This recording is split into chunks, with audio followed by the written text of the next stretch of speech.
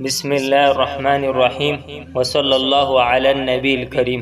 میرے عزیز بھائیو و بزرگوں، یہ حدیث شریف دراصل جنت کی نعمتوں اور اہل جنت کے ساتھ اللہ تعالیٰ کے خصوصی معاملے کی ایک ایسی جھلک دکھاتی ہے کہ دل ایمان سے بھر جاتا ہے اور دنیا کی ہر چیز چھوٹی محسوس ہونے لگتی ہے۔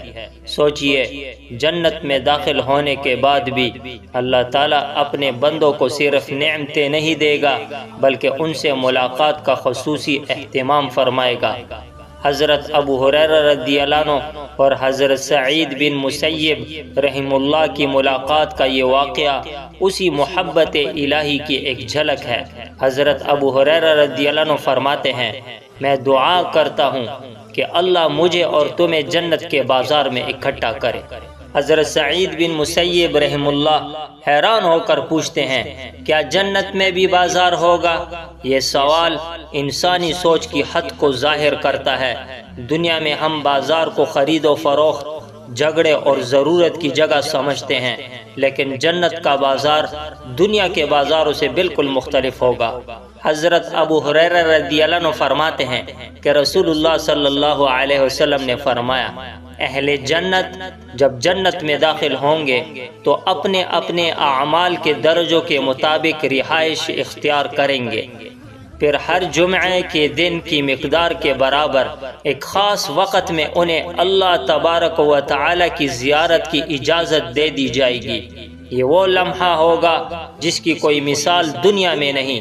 اللہ تعالیٰ کا عرش ظاہر ہوگا، جنت کی ایک نہایت خوبصورت وادی میں جلوہ فرمائی ہوگی، وہاں نور کے ممبر ہوں گے، موتی کے ممبر ہوں گے، یاقوت اور زبرجد کے ممبر ہوں گے، سونے اور چاندی کے ممبر ہوں گے، اور اہل جنت ان ممبروں پر بیٹھے ہوں گے، مگر سب سے ادنا درجے والا بھی مشک اور کافور کی نرم وادی میں بیٹھا ہوگا، اور اسے یہ احساس تک نہ ہوگا کہ وہ کم درجے میں ہے، کیونکہ وہاں حسد، غم اور احساس محرومی ختم ہو چکا ہوگا۔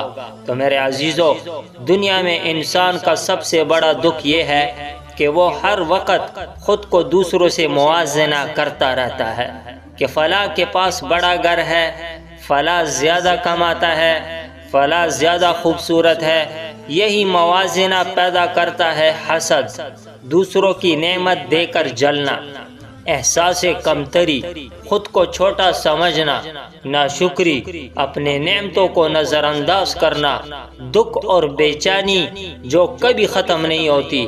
تو جنت میں کوئی کسی سے کم نہیں سمجھے گا۔ جنت میں اللہ تعالی ہر انسان کو اس قدر نعمتیں عطا فرمائے گا کہ کوئی یہ نہیں سوچے گا کہ کاش میرے پاس اس سے زیادہ ہوتا۔ ہر شخص اپنی جگہ مکمل، مطمئن اور خوش ہوگا۔ وہاں نہ حسد ہوگا، نہ کمی کا احساس، نہ موازنہ۔ پھر حضرت ابو ہریرہ رضی اللہ عنہ سوال کرتے ہیں، کیا ہم اپنے رب کو دیکھیں گے؟ فرمایا ہاں، اور پھر نبی کریم صلی اللہ علیہ وسلم نے ایک مثال دی، کیا تم 14ویں رات کے چاند کو دیکھنے میں کوئی دقت محسوس کرتے ہو؟ صحابہ نے عرض کیا نہیں۔ فرمایا اسی طرح تم اپنے رب کو بھی واضح طور پر دیکھو گے۔ تو میرے عزیزو، یہاں ایمان کی معراج بیان ہو رہی ہے، یعنی اللہ تعالیٰ کی رؤیت اتنی یقینی ہوگی جیسے روشن چاند کو دیکھنا۔ پھر ایک اور منظر آتا ہے، اللہ تعالیٰ اپنے بندوں سے براہ راست گفتگو فرمائیں گے۔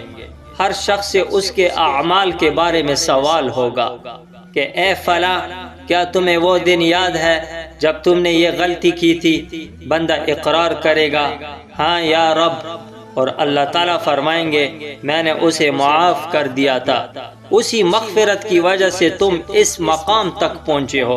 تو ذرا سوچئے میرے عزیزو، وہاں ندامت سزا کے لیے نہیں بلکہ مغفرت کی یاد کے لیے ہوگی۔ وہاں گناہ انسان کو شرمندہ نہیں کرے گا بلکہ اللہ تعالیٰ کی رحمت کو مزید ظاہر کرے گا۔ پھر اچانک ایک خوشبودار بادل آئے گا اور ایسی خوشبو برسے گی کہ دنیا میں اس جیسے کوئی خوشبو کبھی محسوس نہیں کی گئی۔ یہ جنت کی فضا کا آغاز ہوگا۔ پھر اللہ تعالیٰ فرمائیں گے اٹھو، اپنے عزت و کرامت کی طرف چلو اور جو چاہو لے لو۔ یہ وہ لمحہ ہوگا جب بندہ سمجھے گا کہ اب خواہش اور حصول میں کوئی رکاوٹ نہیں رہی۔ پھر اہل جنت ایک بازار کی طرف جائیں گے، لیکن یہ دنیا کا بازار نہیں ہوگا، نہ وہاں خرید و فروخت ہوگی، نہ قیمت ہوگی، نہ محتاجی ہوگی، وہاں صرف عطا ہوگی، صرف عطا۔ نہ آنکھوں نے دیکھا ہوگا، نہ کانوں نے سنا ہوگا، نہ دل میں کبھی خیال آیا ہوگا، یہاں تک کہ ایک شخص دوسرے کو ملے گا، اس کے لباس اور حسن کو دیکھ کر حیران ہوگا، اور ابھی گفتگو ختم نہیں ہوگی کہ اللہ تعالیٰ اسے اس سے بہتر حسن عطا فرما دیں گے۔ یہ جنت کا قانون ہے، ہر لمحہ ترقی، ہر لمحہ خوبصورتی، ہر لمحہ اضافہ۔